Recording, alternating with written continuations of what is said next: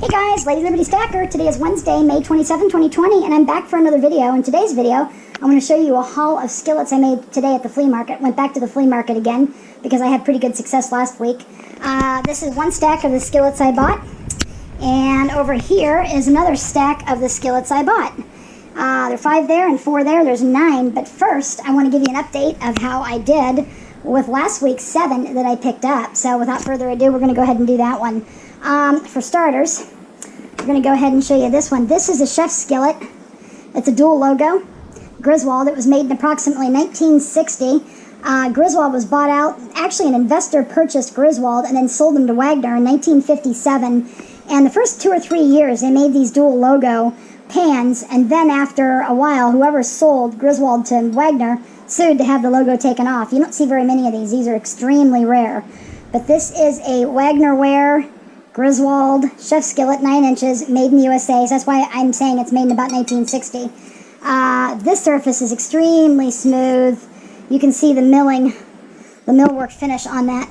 Just gorgeous. Wagner had a reputation for doing that, a good reputation for doing that. They'd offer a smooth surface, maybe a fine sandy surface, and a milled surface such as you see here. I had a ghost skillet Wagner. It was an unmarked, but it had a little bit of a W from a pattern that they were trying to phase out, and it had the same millwork on there, and that actually, people like that.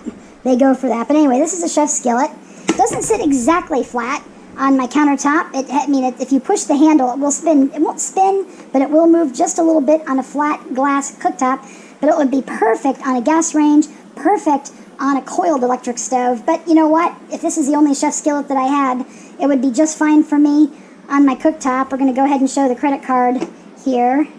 And it's real smooth on the bottom there, as you can see. If you can see that. And here, if you can see that. It's hard to see in the light, but it's really fairly flat. I mean, if you push the handle, it doesn't go all the way around, so it doesn't have a lot of movement. Just some.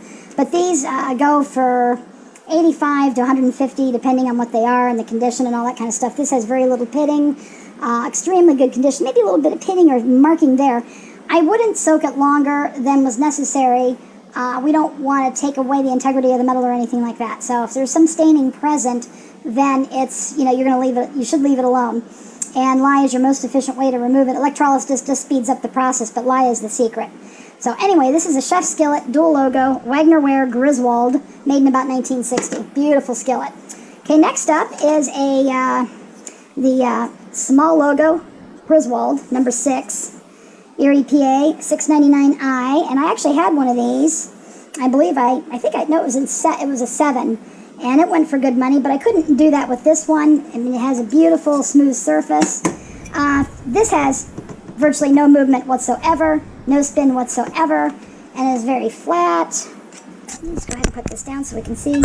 Very flat on the cooking surface, very flat on the bottom. The only problem is the crack, a very fine crack there. So you can hardly see it. And you can hardly see it here. The seasoning did a really good job of filling it in. All of these skillets that I'm showing you today, except for the largest, number 10 Griswold, have had 4 coats of vegetable oil Crisco seasoning. But you can see the crack, fine crack there. Very, very, very, very fine. And actually, according to castironcollector.com, some people don't like that site, but I do. They have a lot of good information. They say you can actually cook with a crack, but I wouldn't sell it for top dollar on eBay with that. But if I have any people that are interested in that, let me know. Otherwise, I will list it on eBay and disclose the crack and see what happens. So anyway, that's the number 6 small logo Griswold. And that actually is almost a perfect skillet if it weren't for that hairline crack. Next up is a number 7 Wapak. This is early 1900s. It might be anywhere from 1910 to 1920, I think, from my research.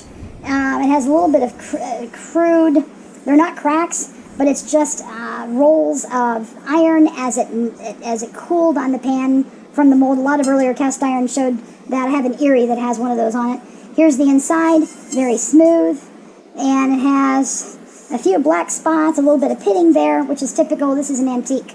Again, very smooth surface, very little slight wobble, but no movement. It does not move when you push the handle, and it'll accomplish the job quite well. It's a historic piece, very nice piece. I'm not sure if I'm going to sell it or not. It just depends on what comps do with it. So we'll go ahead and move that out of the way. I don't want to scratch my stovetop here. Next up is a, oops, sorry about that, guys. I knocked my camera. Next up is an antique Wagner. It's an arc logo Sidney, Wagner Sidney. This one is from 1903 to 1910. It has a little O there, if you can see that. It is an 8. This is an 8, that was a 7. I just showed you the WAPAC.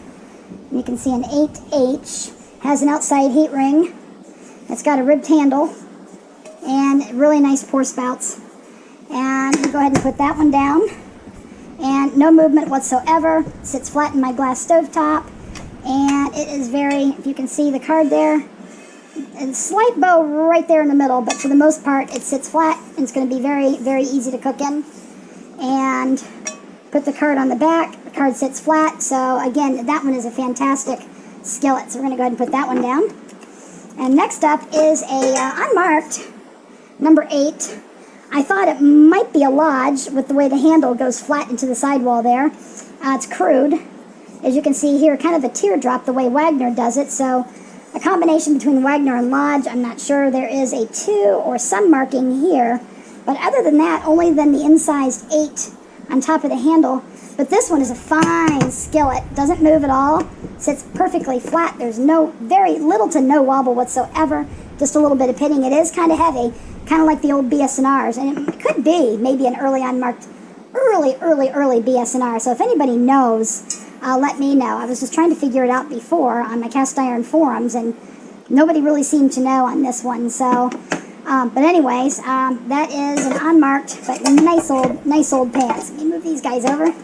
And finally, for my final 2, this one here I have not seasoned yet. My oven, and I'll show that to you, is large enough where you can actually season 5 to 6 skillets at a time. And I did season all of these 6 skillets 4 rounds apiece.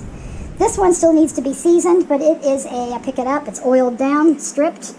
It is a number 10 small logo Griswold, a 716D. You can see that there.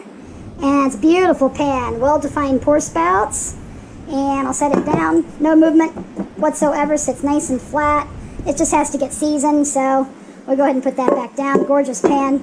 And the larger they are, the more valuable, and the Griswolds especially. That should do really, really well. Then finally, this one is a number 8, has actually an incised 8 on the handle as well.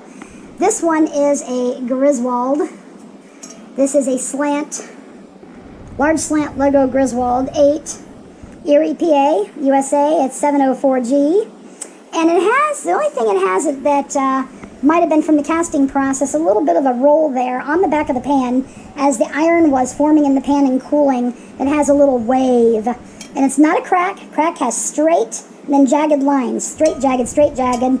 This is not a crack. It's just part of the casting process. Other than that, this is a near perfect pan. Again, it sits flat, no movement whatsoever. So that's a Griswold large slant logo. It's extremely rare. I've got a number 10 in my collection. I have not gotten rid of it. This one also has 4 coats of seasoning on it. And I got oil on my hands from the other one. I don't want to get oil on this one. I have to give it a rub down. But yeah, it's just a beautiful, beautiful skillet. So I'm going to go ahead and put that back. So that's what I have here. And then, of course, I think I'll wait until the next video to show you my haul, what I picked up at the flea market. But this one, just so you know, this is a slant logo 8. And I got this for $65, which I think is a steal, based on it's a large slant logo. This one was a Wagner. A guy didn't know what he had. It was a smaller vendor. He had just a couple of cast iron. I got this one for $20, and I got the unmarked one for $15. And probably not worth more than double that with the restorative work on it. But the Wagner is worth quite a bit because it's an antique. Of course, we'll go ahead and put those back. I'm going to go ahead and get them all listed on eBay or whoever has the best pricing on it. And this is the cracked Griswold. Beautiful, beautiful skillet. And other than that, if nobody wants it, I'm keeping it. It's not going to go to the metal pickers. It has 4 coats of seasoning on it. And I really, really, really like that. This is the WAPAC number 7. So we're going to go ahead and put all these guys here. And this is a chef's skillet, made in about 1960. Beautiful skillet. This will be really nice for somebody. I know a couple people are interested in this, so hope you're watching and saw the little demo. And I will be back to show you my flea market haul because I also want to show you how to do a lye bath. And we're going to be putting these skillets into the lye bath. And we'll be back. So anyway, thanks for watching, guys. Give a thumb up. Subscribe to my channel if you haven't already to see a lot more content like this year. Leave a comment or question below. And go make it a great day.